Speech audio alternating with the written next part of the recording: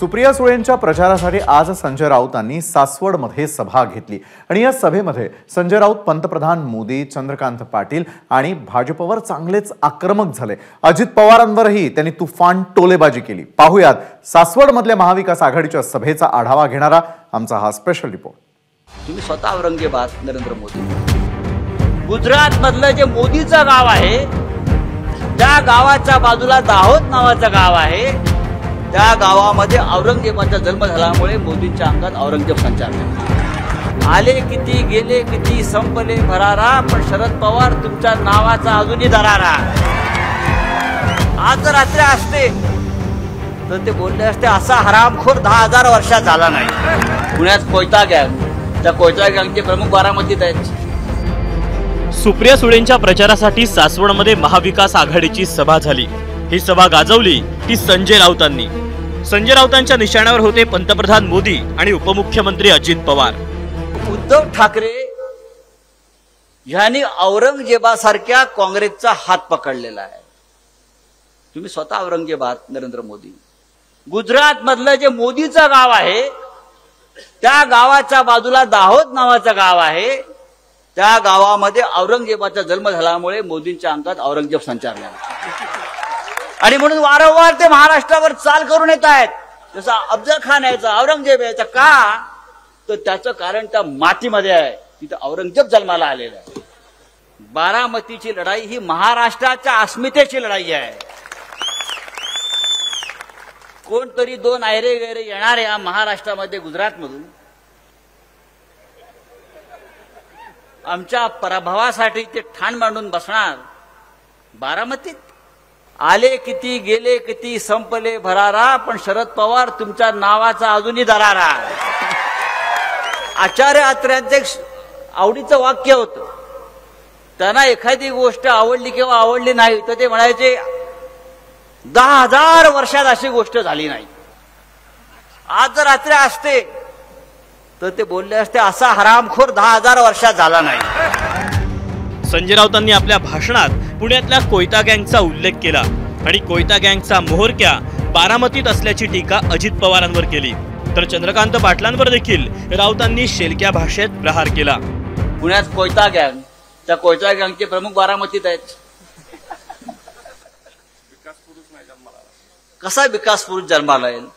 भारतीय जनता पक्षाला विकास जन्माला घालता आला नाही म्हणून त्याने आधी ठाण्याचा नवरा केला, मग नांदेडचा नवरा केला, आता बारामतीचा एक नवरा केला। 3 नवरे केले भारतीय जनता पक्षानं, तरी विकास काय जन्माला आला नाही। हे तुमचं काय, कोण मगाशी नाव घेतलं, कोण मंत्री? चंद्रकांत चंपा कोणी? अजितदादांची लाडकी आहे चंपा। आम्ही बारामतीमध्ये शरद पवारांना संपवायला आलेलो आहोत। आले किती गेले किती संपले भरारा, पण शरद पवार तुमच्या नावाचा अजूनही दरारा।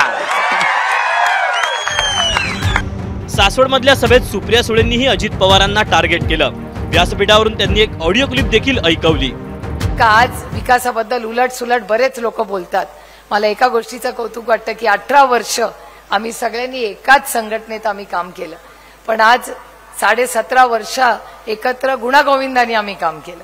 6 महिने पूर्वीच घटस्फोट झालाय, पण काय सगळ्यांना झालंय कळत नाही का, भाषण कोण लिहितंय हेच मला कळत नाही, कारण का 6 महिन्यात माझ्यात इतके गुण झालेत जे मी कधीच ऐकले नव्हते इतके वर्ष। शरद पवारांनी सभेत पंतप्रधान मोदींच्या भोपाळमधल्या भाषणाचा दाखला दिला। भोपाळमधल्या सभेत मोदींनी राष्ट्रवादी काँग्रेसवर 70,000 कोटींच्या घोटाळ्याचा आरोप केला होता। भ्रष्टाचार करण्याच्या म्हणजे तुझे अशोक नावाचा महाराष्ट्राचा घटक हा अग्रभागी होता। त्यांनी भाषण केलं भोपाळला की महाराष्ट्राच्या सरकारी बँकेमध्ये त्यांनी घोटाळा केला। त्यांनी हे सांगितलं की महाराष्ट्रामध्ये पाण्याच्या योजनेमध्ये, इरिगेशनमध्ये ज्यांनी घोटाळे केले त्या पक्षाच्या लोकांना मी भ्रष्ट म्हणतो। ज्यांच्या संबंधीचे त्यांनी आरोप केले आज ते लोक कुठे आहेत याची तपासणी केली तर त्यांच्या बोलण्यामध्ये किती असत्य आहे याची खात्री तुम्हाला फसल्याशिवाय राहणार नाही.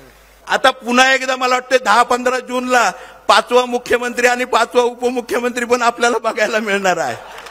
त्यावेळेस फक्त ताई मला एक विनंती करायची आहे, राऊत साहेब आपल्याला विनंती करायची आहे, साहेबांना विनंती करायची आहे की त्यावेळेस ही जी पुरंदरची आमची कामं आहेत आणि पुरंदरचे काही लबाड आहेत यांना ठीक करायचं काम आणि ही कामं आमची सगळी मार्गी लावायचं काम तुम्ही सगळ्यांनी करावं. बारामतीत सुप्रिया सुळे विरुद्ध सुनेत्रा पवारांमध्ये जोरदार टक्कर आहे. अजित पवारांनी बारामतीचंच ठाण मांडलंय आणि महाविकास आघाडीच्या नेत्यांनीही बारामती मतदारसंघ पिंजून काढायला सुरुवात केली आहे. बारामतीच्या रणमैदानात कोण बाजी मारणार हेच पाहावं लागेल. ब्युरो रिपोर्ट, एबीपी माझा. एबीपी माझा, उघडा डोळे बघा नीट.